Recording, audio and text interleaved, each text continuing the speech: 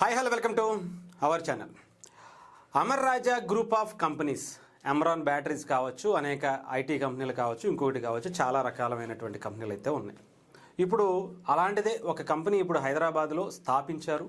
దీని మీద తెలంగాణకి సంబంధించినటువంటి రెండు పార్టీలు, ప్రధానంగా కేటీఆర్ గారు అంటే బీఆర్ఎస్ పార్టీ, ఇంకొకటి రేవంత్ రెడ్డి గారు, అలాగే కాంగ్రెస్ పార్టీ, ఇద్దరు కూడా ఓన్ చేసుకుని మేము తెచ్చామంటే మేము తెచ్చాం, మా హయాంలోనే ఇక్కడ ఫౌండేషన్ పడిందంటే మా హయాంలోనే మేము స్టార్ట్ చేసాం అనేటువంటిది ఎవరికి వాళ్ళు గొప్పలు చెప్పుకుంటున్నటువంటి పరిస్థితి. ఇదిగోండి, కేటీఆర్ గారు అఫీషియల్గా ట్వీట్ చేశారు 6 hours ago.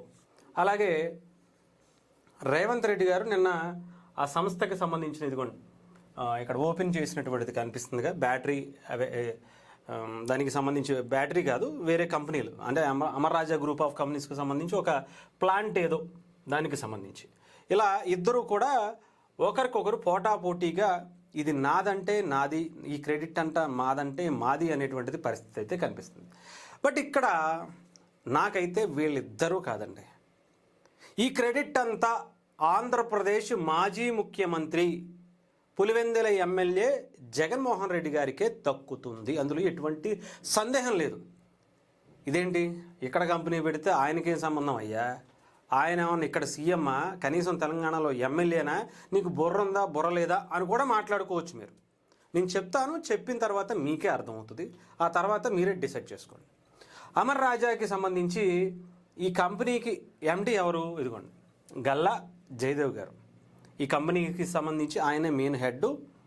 అలాగే ఆయన ఈ అమర్ రాజ్ సంబంధించి కంపెనీ మెయిన్ ఎక్కువగా అమ్రాన్ బ్యాటరీస్, ఇది చిత్తూరు జిల్లాలో గత కొన్ని సంవత్సరాలుగా ఇక్కడికన్నా ముందు అక్కడ స్టార్ట్ అయింది, ప్రొడక్షన్ స్టార్ట్ అయింది, అంతా స్టార్ట్ అయింది. కానీ అక్కడ నుంచి 2019 అంటే 2019కి ముందే స్టార్ట్ అయింది.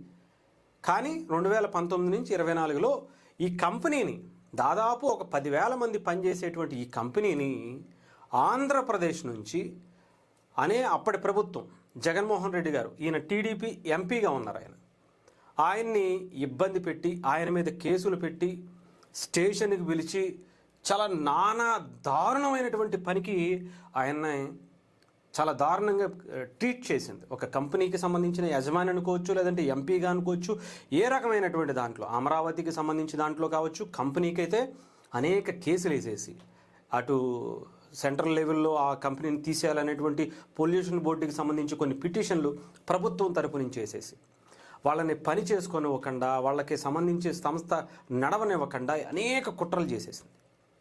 ఏమైంది, పోతే పోయింది. మహా అయితే ఏమవుద్ది, అక్కడ పెట్టినటువంటి ప్లాంటు, దానికి ఎక్విప్మెంట్స్ అన్నీ కూడా పీకేసుకుని, బిల్డింగ్ పాడేసుకుని, ఆ ల్యాండ్ అమ్మేసుకుని ఆయన తెలంగాణ వచ్చారు.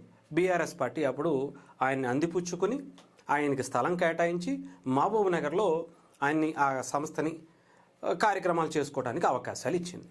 దాన్ని ఇప్పుడు ఓపెన్ చేసినటువంటి పరిస్థితి కూడా కనిపించింది. సరే, మరి ఎందుకని వదిలేశారు అంటే, నిజంగానే ఆ తప్పు చేసేస్తుందా, అక్కడ నిజంగానే పొల్యూషన్కి సంబంధించి ఏదో ఇబ్బంది పెట్టేస్తుందా అంటే, మరి అక్కడ పెట్టేస్తే మరి తెలంగాణ ప్రభుత్వం, బీఆర్ఎస్ ప్రభుత్వం కానీ కాంగ్రెస్ ప్రభుత్వం కానీ ఎందుకు అందిపుచ్చుకుంది? అక్కడ లేనటువంటి పొల్యూషన్ ఇక్కడ కూడా ఉండకూడదు కదా. మరి అక్కడ వేసినటువంటి కేసులు ఇక్కడ ప్రభుత్వాలు కూడా వేసేయాలి కదా. అంత పొల్యూషన్ని పాడు చేసేసేటువంటి పరిశ్రమ అయితే కనుక మరి ఇక్కడ రెండు గవర్నమెంట్లు ఎందుకు ఆ అవకాశాన్ని అందిపుచ్చుకున్నాయి ఆలోచించాలి. ఇక్కడ ఆయన కేవలం జగన్మోహన్ రెడ్డి గారు నాకెంత నీకెంత అనేటువంటి ధోరణిలోనే ఆంధ్రప్రదేశ్లో 2019 నుంచి 24 వరకు రాజకీయాలు చేశారు. ఏ కంపెనీని రానివ్వకపోగా ఉన్న కంపెనీలను దాదాపు ఒక 10 నుంచి 10 అనధికారికంగా అంటే అవుట్ సోర్సింగ్ కావచ్చు, కాంట్రాక్ట్ బేస్డ్ కావచ్చు, లేదంటే సపోర్టింగ్ స్టాఫ్, లేదంటే వాళ్ళతో పాటు పనిచేసేటువంటి మిగతా వాళ్ళ అనుబంధ సంస్థలు, ఇవన్నీ కలిపితే దాదాపు ఒక 20,000 మంది ఉద్యోగస్తులు దాంట్లో పనిచేసేవాళ్ళు.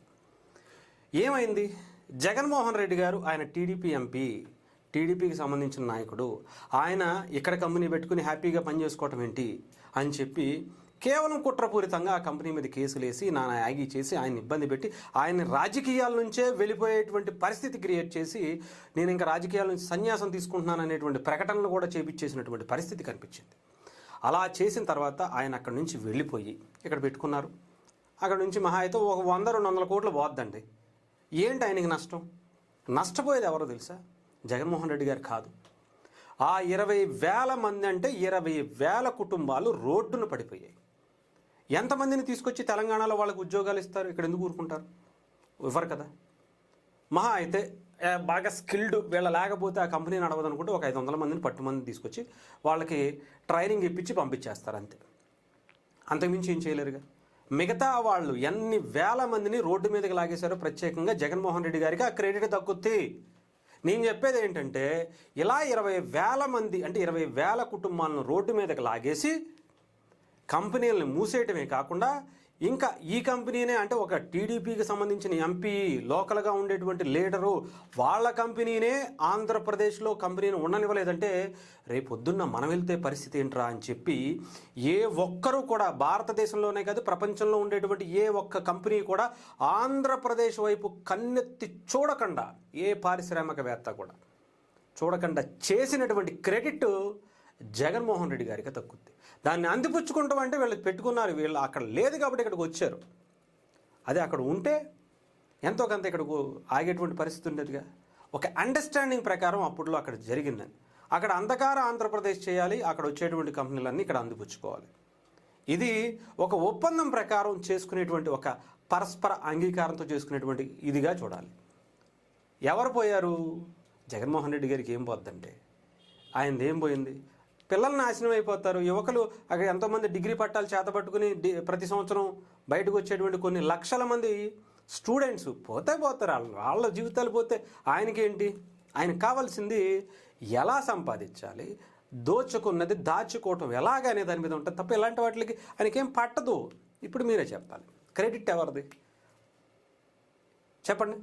వన్ అండ్ ఓన్లీ అంతమందిని రోడ్డు మీద లాగేసి అన్ని కంపెనీలను తరిమేసి అక్కడ ఉన్నటువంటి రాజకీయ నాయకులందరినీ కూడా ఇష్టానుసారం కేసులు వేసి అది చేసి ఇది చేసి బెదిరిస్తే వాళ్ళందరూ ఇక్కడికి వచ్చినటువంటి పెట్టుకుని ఇక్కడ అవకాశం తీసుకున్నటువంటి వీళ్ళదా? అక్కడ అసలు ఏ కంపెనీని రానివ్వకుండా ఉన్న కంపెనీలని తరిమేసినటువంటి జగన్మోహన్ రెడ్డి గారిదా? మీరే కమెంట్ రూపంలో తెలియజేయండి.